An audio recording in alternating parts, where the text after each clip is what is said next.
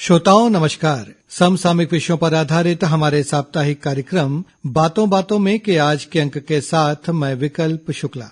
श्रोताओं, हमारे देश में बीते कुछ दिनों में ऐसे कई मामले देखने में आए हैं जब खेलते हुए या कसरत करते हुए जिम में या फिर कोई प्रोग्राम देते समय अचानक किसी व्यक्ति की दिल की धड़कन रुक गई और फिर उसकी मृत्यु हो गई। कई बड़ी हस्तियों के साथ भी ऐसा हो चुका है। जिम में वो कसरत कर रहे हैं, वर्जिश कर रहे हैं और अचानक ही उनका जो है वो धड़कन रुक जाती है, जिसे कार्डियक अरेस्ट कहा जाता है। कई बड़े कलाकार हैं, वो कार्यक्रम दे रहे थे और अचानक उनके दिल की धड़कन रुकी और वहीं स्टेज में ही वो गिर पड़े। तो ऐसे जो मामले हैं वो कई सामने आ रहे हैं। ऐसे समय में क्या करना चाहिए? जो साथ के लोग हैं उन्हें किस तरह से उन्हें बचाने में अपना योगदान देना चाहिए, इसको लेकर भारत सरकार और स्वास्थ्य मंत्रालय ने चिंता जाहिर की। इसको लेकर मंथन हुआ और ये तय हुआ कि हमारे देश में लोगों को प्रशिक्षण दिया जाए ताकि ऐसा कोई मामला उनके पास में, उनके सामने यदि होता है तो वो उस व्यक्ति की, पीड़ित व्यक्ति की जीवन बचाने में वहां पर भूमिका निभा सके। तो इसको लेकर अखिल भारतीय आयुर्विज्ञान संस्थान एम्स रायपुर लोगों को प्रशिक्षण दे रहा है। करीब 50,000 लोगों को प्रशिक्षण देने का लक्ष्य रखा गया है और इसके लिए एम्स रायपुर ने अमेरिकन हार्ट एसोसिएशन के साथ एक समझौता भी किया है, MOU पर हस्ताक्षर किए हैं। श्रोताओं, इस पूरे कार्यक्रम की जानकारी देने के लिए इस अभियान की जो नेतृत्व करता है और एम्स रायपुर में फिजियोलॉजी विभाग की जो अतिरिक्त प्राध्यापक हैं डॉक्टर जयश्री घाटे, वो इस समय हमारे साथ स्टूडियो में हैं। डॉक्टर घाटे, आकाशवाणी कार्यक्रम में हम आपका हार्दिक स्वागत करते हैं। नमस्कार सर। तो जैसा भी हम अपने श्रोताओं को बता रहे थे कि कई ऐसे मामले सामने आ रहे हैं, तो ये जो प्रशिक्षण देने का, लोगों को ऐसी स्थिति में प्रारंभिक उपचार मिल सके, उसको जिसको CPR कहा जाता है, तो वो प्रशिक्षण लोगों को दिया जाए, इसके लिए जो कार्यक्रम चलाया जा रहा है इसका उद्देश्य क्या है? थोड़ा सा इसके बारे में बताइए हमारे श्रोताओं को। इस बारे में मैं ये बताना चाहूंगी कि जो कार्डियक अरेस्ट के मामले हैं, जैसे ये होता है कि हार्ट, अपना हृदय अचानक से बंद पड़ जाता है, ये विद्युत समस्या है। इसमें कोई सर्कुलेशन प्रॉब्लम नहीं है, ब्लड सप्लाई का प्रॉब्लम नहीं है। पहले तो हार्ट, हृदय की धड़कन ही रुक जाती है, उसके कारण अचानक से ब्लड सप्लाई पूरे बॉडी में बंद हो जाता है और अचानक से वो व्यक्ति गिर जाता है और वो जोर जोर से सांस लेने लगता है और वो आपको रिस्पांस भी नहीं देता है। अगर आपने उनको आवाज दी तो वो रिस्पांस नहीं देंगे, वो गिर जाएंगे और 4-5 मिनट के अंदर उनकी मृत्यु हो जाती है। तो इसको बोलते हैं अचानक कार्डियक अरेस्ट, और आप बोल सकते हैं कि दिल की धड़कन रुकना। ये अलग है हृदयाघात से, जिसको हम रूटीनली हम हार्ट अटैक वगैरह जो बोलते हैं, उसमें थोड़ा समय मिलता है। उसमें जो ब्लड सप्लाई का प्रॉब्लम रहता है, तो एक तरफ ब्लड सप्लाई बंद हो गया लेकिन दूसरी तरफ ब्लड सप्लाई शुरू रहता है और हार्ट थोड़ा कुछ शुरू रहता है। उसमें भी 1 घंटे का गोल्डन आवर बोलते हैं, उसमें भी आपको जल्द से जल्द पेशेंट को हॉस्पिटल तक पहुंचाना रहता है। लेकिन 5 मिनट में मृत्यु हो जाना उसमें कम रहता है, समय कम मिल पाता है उसमें। मतलब हार्ट अटैक में समय थोड़ा मिल सकता है लेकिन कार्डियक अरेस्ट में समय नहीं मिलता। मैं ये जानना चाहूंगा आगे बढ़ने के पहले कि जो कार्डियक अरेस्ट है और जो हार्ट अटैक है, इसके जो सिम्टम्स होते हैं, जो लक्षण होते हैं, वो किस तरह से अलग होते हैं? क्योंकि एक आम व्यक्ति यदि उसके सामने ऐसा कोई मामला आता है तो किस तरह से वो इसमें डिफरेंशिएट करे? वही मैं बता रही थी कि जो कार्डियक अरेस्ट में अचानक से आपके सामने कोई गिर जाएगा, चलता फिरता आदमी जिसको कोई भी प्रॉब्लम नहीं है, कुछ दर्द नहीं हो रहा है, कुछ नहीं हो रहा है, अचानक से वो गिर जाते हैं और उनकी सांस भी बंद हो जाती है और वो आपको रिस्पांस भी नहीं देते। आपने कितनी भी आवाज लगाई, उनकी पल्स भी चली जाएंगी और 5 मिनट के अंदर आप समझ सकते हैं कि हार्ट ही आपका रुक गया, वो काम ही नहीं कर रहा है। तो पूरी बॉडी को ब्लड सप्लाई बंद हो गया और वो 5 मिनट के अंदर उनकी मृत्यु हो जाती है। इसमें एक ट्रीटमेंट हो सकता है, उसमें AED बोलते हैं, एक्सटर्नल डिफिब्रिलेटर। उससे अगर उनको करंट दिया जाए, शॉक दिया जाए, तो पेशेंट फिर से उनका हृदय शुरू हो सकता है। तो इसी के लिए ये सीपीआर टेक्निक बना है।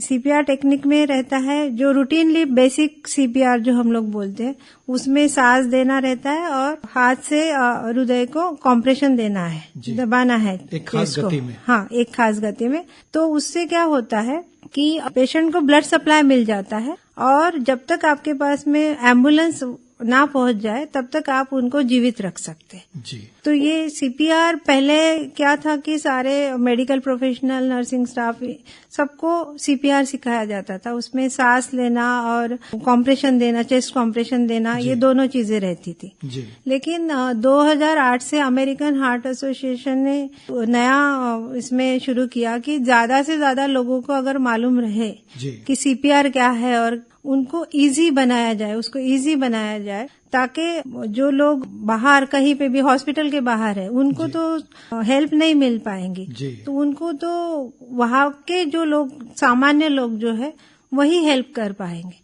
तो उनको भी सीपीआर सिखाया जाए। जी बिल्कुल, मतलब आपका कहने का मतलब है कि जो लोग मेडिकल फील्ड में रहते हैं उन्हें तो इसकी जानकारी होती है, उनको इसका प्रशिक्षण भी होता है, लेकिन एक आम नागरिक को बहुत ज्यादा इसकी सीपीआर कैसे दिया जाए, उसकी सही तकनीक क्या है, उसका सही तरीका क्या है, इसके बारे में बहुत जानकारी नहीं रहती है कि किस तरह से हार्ट उस समय दिल पे दबाव देना है, किस गति से देना है, तो उसकी जानकारी नहीं रहती। तो इसके बारे में प्रशिक्षण दिया जा रहा है। तो ये क्या प्रशिक्षण दिया जा रहा है, इसको जानने के पहले हम ये भी जानना चाहेंगे कि जो सडन कार्डियक अरेस्ट है, अचानक दिल की धड़कनों का रुक जाना, ऐसे मामले हाल के दिनों में काफी ज्यादा सामने आए हैं। इसकी वजह क्या होती है? क्योंकि एक अच्छा भला व्यक्ति है हमारे सामने, वो अचानक से गिर पड़ता है और हमें पता चलता है कि उसको कार्डियक अरेस्ट हुआ है। तो मेडिकल उसमें देखें यदि हम उस नजरिए से, तो क्या वजह हो सकती है इसकी? इसमें कोई पहले से ही उनके हृदय में कुछ बीमारी भी हो सकती है जी, और बिना बीमारी से भी ये हो सकता है जी। और कुछ अरिथमिया के केसेस रहते हैं। अरिथमिया मतलब जो आपका हृदय की जो तालता है जी, वो सही नहीं रहती जी। उन पेशेंट में भी ये हो सकता है जी। तो ये किसी को भी हो सकता है, कहीं पे भी हो सकता है जी। हम ऑफिस में बैठे हैं, स्कूल में हैं, कोई रास्ते से चल रहा है, कहीं पे भी हो सकता है। उसी को बोलते हैं out of hospital cardiac arrest. मतलब कहीं पे भी कोई घूमने गया, पिकनिक में गया जी, तो हृदय एकदम से बंद हो जाता है तो उसका हर बार व्यक्ति को बीमारी होंगी ही ऐसे नहीं है, अचानक से किसी को भी हो सकता है, लेकिन व्यक्ति को भी हो सकता है। लेकिन बीमार जो पहले से कहीं बीमारी है तो उनमें इसका प्रमाण ज्यादा रहता है। लेकिन ये ज्यादा देखने में आ रहा है कि जिम में कसरत करते हुए या इस तरह में ज्यादा ऐसे मामले सामने आ रहे हैं, तो क्या व्यक्ति को उस बारे में कुछ एहतियात बरतना चाहिए? नहीं, जिम में वगैरह जो कसरत करने के साथ में जो आता है जी, वो कभी कभी हार्ट अटैक भी हो सकता है। अच्छा, हाँ, तो इसमें आप एग्जैक्टली बोल नहीं सकते। जो आपने पहले क्वेश्चन पूछा था उसका मैं फिर से बताना चाहती हूँ कि इसको कैसे आप देखेंगे कि कौन सा कार्डियक अरेस्ट है और कौन सा हार्ट अटैक है जी। हार्ट अटैक के पेशेंट को छाती में दर्द होगा जी, उल्टी आएंगी, थोड़ा सा उनको अनइजीनेस होगा, अनइजी लगेगा, अच्छा नहीं लगेगा, छाती में भारी भारी लगेगा, हाँ, बेचैनी लगेंगी जी, और पसीना आ सकता है जी। तो बहुत सारे ये सिम्टम्स आएंगे और वो अनकॉन्शियस नहीं होते हैं। अच्छा, वो बात करेंगे और उनको जल्द से जल्द हॉस्पिटल लेके जाना पड़ता है जी। तो वो हार्ट अटैक है जी। और जो मैं दूसरा बता रही हूँ वो हृदय की गति का, धड़कन का रुक जाना है जी, जो कार्डियक अरेस्ट की बात कर रहे हैं, तो वो किसी को भी हो सकता है। हार्ट अटैक पहले से मालूम रहता है, कुछ लोगों को पहले से हार्ट की बीमारी रहती है और छाती में दर्द होते रहता है बीच बीच में, तो अचानक से बाद में भी हो सकता है जी। तो उनको थोड़ी आइडिया रहती है कि उनको तकलीफ हो रही है आगे पीछे, लेकिन जो हमारा जो आज बात कर रहे हैं कार्डियक अरेस्ट पे, इसको किसी को मालूम नहीं रहता कि हमको कार्डियक अरेस्ट आएगा जी, और कहीं पे भी आएगा, कभी भी आएगा। तो इसको हम वो पेशेंट को बचा सकते हैं, उसके लिए हमको सीपीआर दिया जाए और तब तक उनको जीवित रखा जाए जी। ऐसे देखा गया है कि हर एक मिनट के साथ में 7 to 10% उनका बचने का जो चांस है वो कम होते जाता है। अच्छा। तो हर एक मिनट के साथ में जितने आप मिनट्स मतलब उनके आजू बाजू के लोग जितने मिनट्स गवाएंगे, क्या करना, बुलाओ, एम्बुलेंस को बुलाओ, कुछ करो, ऐसे करते करते पेशेंट की डेथ हो जाती जी। अगर वो प्रशिक्षित रहा व्यक्ति तो वो क्या करेगा, वो देखेगा 3 ही चीज देखना है उनको। पेशेंट रिस्पॉन्स नहीं कर रहा है जी। उसकी सांस बंद हो गई अचानक से जी। और वो गिर गए एकदम से, अचानक गज खा के गिर खड़े थे चल रहे थे तो एकदम से गिर गए जी। तो ये तीनों चीजें आपने देखेंगे तो आपको समझ में आ सकता है कि इनको कार्डियक अरेस्ट है जी। तो अगर कार्डियक अरेस्ट है तो आपको जो मैं बता रही थी कि जो रूटीन सीपीआर रहता है जो मेडिकल प्रोफेशनल को सिखाया जाता है जी। उसमें चेस्ट कॉम्प्रेशन रहता है और सांस भी देना पड़ता है जी। लेकिन ये एचओ सीपीआर हम जो प्रोग्राम चला रहे हैं इसको हैंड्स ओनली सीपीआर बोलते हैं। अच्छा। हैंड्स ओनली मतलब इसमें सांस नहीं देना है जी।